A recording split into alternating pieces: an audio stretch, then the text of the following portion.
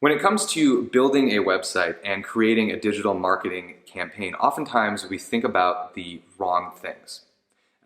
Oftentimes I'll see marketers starting with something along the lines of how do we increase brand awareness? That's kind of the thought process.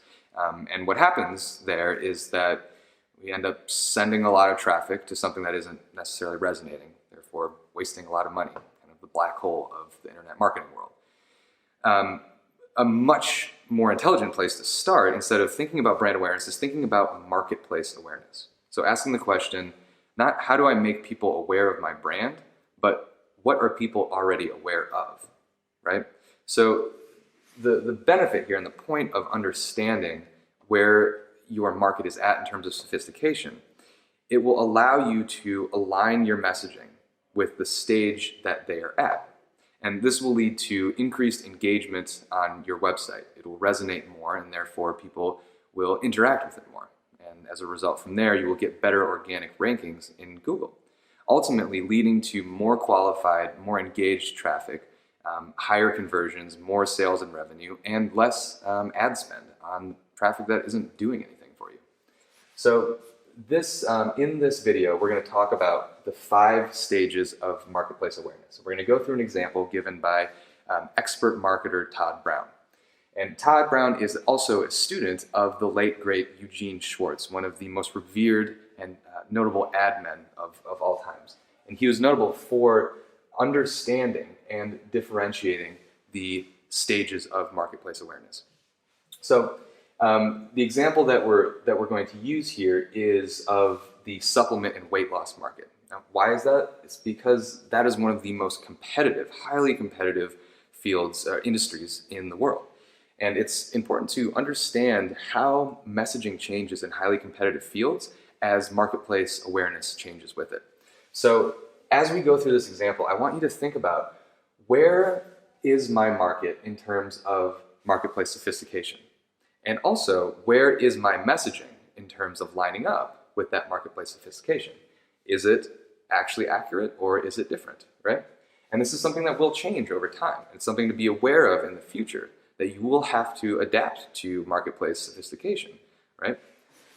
So in stage 1, this is the first stage. It's simply an offer and a benefit. So an example of that is take this pill and lose weight. Now, if we were to use that kind of messaging, that angle today, we would be destroyed if we were in this market, right?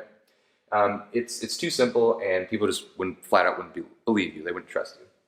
So at some point, weight loss pills, supplements didn't exist. And this was a claim that could work perfectly fine. This would be a mind-blowing and revolutionary claim. Take this pill and lose weight, that's incredible. Now today, people would not trust you. So what happens when there's more competitors that move into this space and they're making the same promises is that you have to expand on the benefit, right? So in stage 2, we're expanding on the benefit. Take this pill and lose 15 pounds. So now we're not just losing weight, but we're expanding on the benefit and specifying it, giving it parameters, right? Making it more believable, ultimately.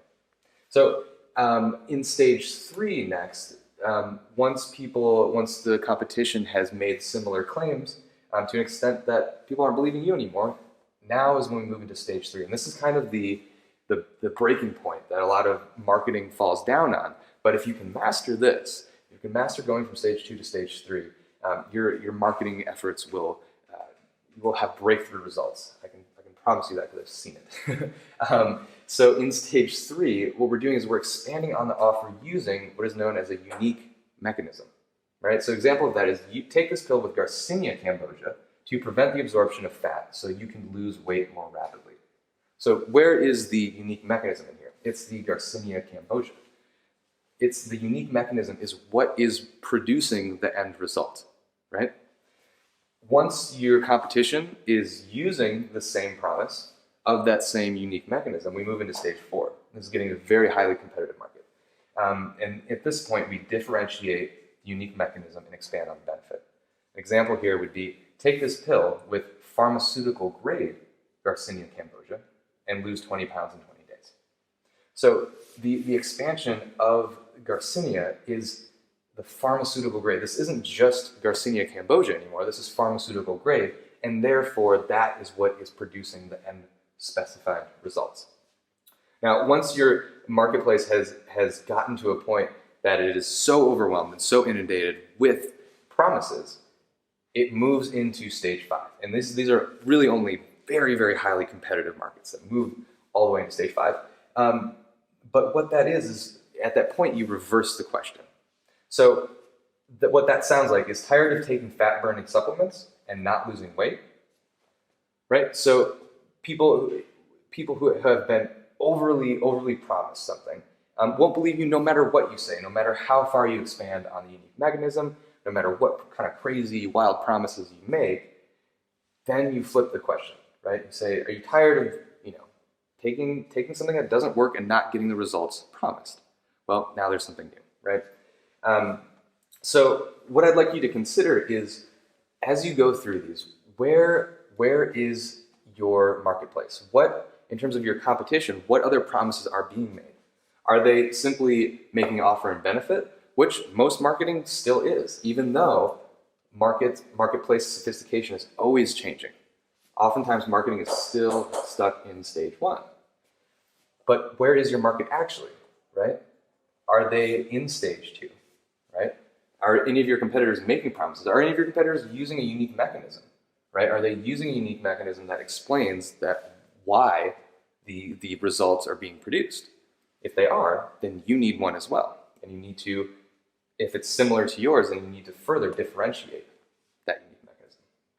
So in this video, we walked through the 5 stages of marketplace sophistication. I'd encourage you to try and think about where is my market versus where is my messaging, and are they aligned or not?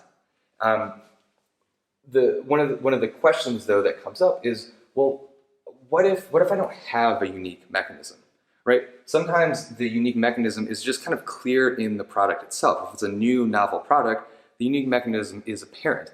But what if you're in a commodity, right? What if nothing is clearly different about your product or service? Well, that's what we're going to discuss in the next video, is how to define a unique mechanism when there isn't one apparent. So thank you for watching. In the next video, I look forward to going further with you.